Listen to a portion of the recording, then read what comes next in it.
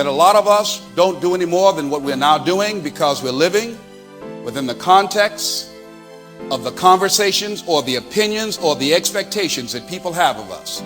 Lady said to me the other night, called me, very good friend of mine, Maxine.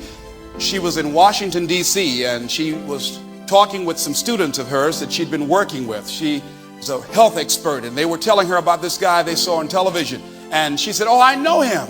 She said, "I'm so glad that he did not listen to me 7 years ago when I told him that he was wasting his time trying to become a motivational speaker." She said, "Do you remember that conversation, Les?" I said, "Yes, I do." She said, "I'm glad you didn't listen to me." I said, "I am too." And a lot of us, ladies and gentlemen, a lot of us have been told by people we care about, people we believe in, people we admire, people whose opinion that we value, things that we couldn't do, and we accepted that. They said, "You can't do that," and their opinion became our reality, the fact that we stopped ourselves right there in our tracks. How many of you have been told that you couldn't do something by people you cared about? All right? And some of us reject that and go on anyhow. Very few, especially if those people are close to you, because we want the people in our lives to pull for us. We want them to believe in us. That's all we want. Even if you're not going to help me, don't discourage me. Don't tell me I can't do it. Hope I can. Next thing is, not only do we live within the conversations and the opinions that people have of us, but a lot of us are living our lives vicariously, really, that we're not even doing what we want to do. We're doing what we feel that other people want us to do. Somebody said that we are not who we think we are, or who other people think we are. We are who we want people to think that we are. And we go through life playing roles. Remember, George Benton had a song, "The Masquerade," wearing masks. And when we begin to look at ourselves, when you begin to search yourself, you got to ask yourself some questions. Is this really me? Am I doing this because I want to do this? Or I'm doing this because this is what's expected of me? This is what somebody else wants me to do. Talking to a young lady the other day, and she was on the podium with me in Columbus, Ohio. I was giving a speech, and she spoke, and she was a great speaker. She was just terrific in 8th grade. So after the program, somebody told me this young lady was a minister in 8th grade. So I went up to her. I said, "Is this something you're doing because you want to do?" She said, "Oh, no, my parents encouraged me to become a minister." I said, "But what do you want to do? What's important to you?" She said, "I don't know. I haven't decided yet. But I'm doing this now." See, some decisions have already been made for her. That's a lot of pressure to put on a kid.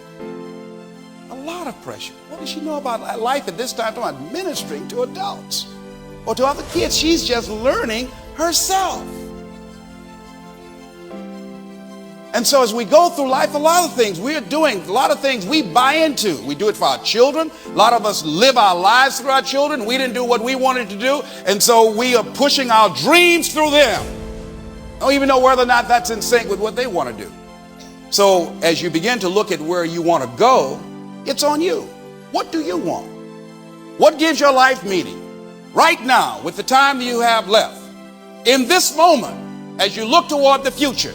And I'd like to emphasize this moment. A lot of people buy into the common consciousness of the illusion that we have forever. No, we don't have forever. I like this song by Hammond and Bettis. "Give me one moment in time when I'm more than I thought I could be. When all of my dreams are a heartbeat away and the answers are all up to me. Give me one moment in time when I'm racing with destiny. Then in that one moment of time, I will feel eternity. You're a winner for a lifetime if you seize that one moment in time. Make it shine." See, if you start living in the moment, not for the moment. A friend of mine, his father-in-law was dying. And he said to him, he said, "Come here, young boy, I want to say something to you." And he said, "What is it, Dad?" He said, "Whatever you want to do and whatever you want to experience with my daughter, I say to the two of you, don't put it off. I have a lot of dreams unfulfilled. I won't be able to do those now. I'm old and I'm dying and I know it. He said, but live now. See, this guy had worked all of his life and he was saying, one day I'm gonna. It never happened for him. Live now. A common consciousness that keep people from living up to their true potential. Here's something that we must begin to realize and acknowledge. We were all created to be winners. All of us. How can you prove that? We can prove it by our consciousness, just by our subconscious mind. We were destined, we were born to be winners. We have been endowed with greatness. And I think the challenge is to begin to become in alignment with who we truly are and work diligently to manifest our greatness.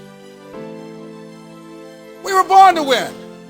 Then we showed up in life. And here's what life said to you. You ain't nothing. So we accept it. So when we begin to acknowledge that we were born to win, and through the programming of life, that we get off track. See, everyone who's ever succeeded, they knew that it was on them. They accepted that. And they took responsibility to make it happen. Michael Koda said something. He said, success on any major scale requires you to accept responsibility. And the final analysis, the one quality that all successful people have is the ability to take on responsibility. See, most people won't take on responsibility. Most people won't say, I'll make that happen. I'll deliver that. Most people don't have that kind of guts, that kind of sense of personal power. But see, I'm saying to you that you showed up with this in you. And what blocks it, what keeps us from reaching for it, what keeps us from using it, is that we don't even know we've got it. See, if you can have power, and if you don't know you have the power, it's just like not having it. You can be in adverse circumstances. You can have the power to overcome that. But if you don't know, you will engage in the 12-foot shuffle. What's that? That I'm reminded of a bear that was in a cage. It was like 12 feet in diameter, and he was going back and forth. He'd been in there for a long time, back and forth. That's how he was kept. Someone finally moved this bear to another forest in another state, and they wanted the animal life to roam around freely. So they let him out. And guess what? He walked back and forth 12 feet. Didn't go any further. Why? That was the conditioning. So most of us go through life engaged unconsciously in the 12-foot shuffle. We don't go beyond that conditioning. We don't go beyond what we've been told that's been possible, or don't go beyond the no's and the rejections and the walls that we've bumped our heads up against, or what we've observed and seen that happen to other people. And we figure that that would be our destiny too. So why bother? No. See, if you want to, as you think about where you want to go, I'm saying to you that you got some stuff in you. You showed up with this stuff. You showed up with this power to turn it around, the capacity to come back again, to bring your life from down here to up here. You've got that kind of stuff in you. So I'm inspired when I see you, Marie, because in spite of what has happened to you in terms of your limitations physically, that you still have this fire in your eyes, that you can raise your hands above your head, but you have this goal that even though you can't physically reach up to demonstrate it physically, but I know that there's something in you yearning, wanting more, wanting to experience more. And there are many people who have full use of their limbs and arms and can't get up. They can get up and walk away unlike you can. They can reach up and scratch their heads unlike you can, who have the limitations in their minds, who have lost that fire in their eyes, who because of the experiences of life have said, no, I can't do that. See, I know about that. I've been there. See, you can experience enough pain in life, ladies and gentlemen. You can experience enough disappointment in life that he can clobber you to the ground and kick dirt in your face, and you believe you can't do it. You believe that this is it for you. You're absolutely right. No, it's not. It doesn't matter where you are because of this stuff that you've got in you, this power that you have within you as you begin to move and look forward to where you want to go. Now, how do we begin to challenge ourselves to experience more? And we've all had experiences where you've done things and you said, look at me. Woo, look at me. I'm doing it. I can't believe it's me. Raise your hand if you had that already. Sure. How do we get up in there? See, that was a glimpse of the true you, your higher consciousness. And we can make that come more often. How can we do that? By challenging ourselves. Most people, ladies and gentlemen, when they come out the gates, they come out gradually. They come out slow and try and build up esteem. But you can train yourself. You can condition yourself that this is my moment. This is my time. This is my Super Bowl. There will be no commercial breaks. This is my stuff.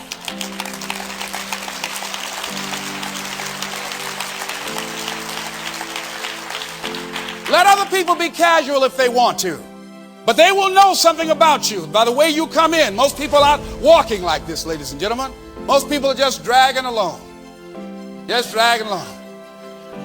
See, in life, you're either in the way or on the way. You either saying hello or goodbye. You don't want to be casual like that. See, that's people out of common consciousness. They operate out of doing just enough to get by. They're common. But the people who realize that it's you, that you're going to determine this, you're going to determine the outcome of your life, you're going to determine whether or not your life is exciting or whether or not it's boring.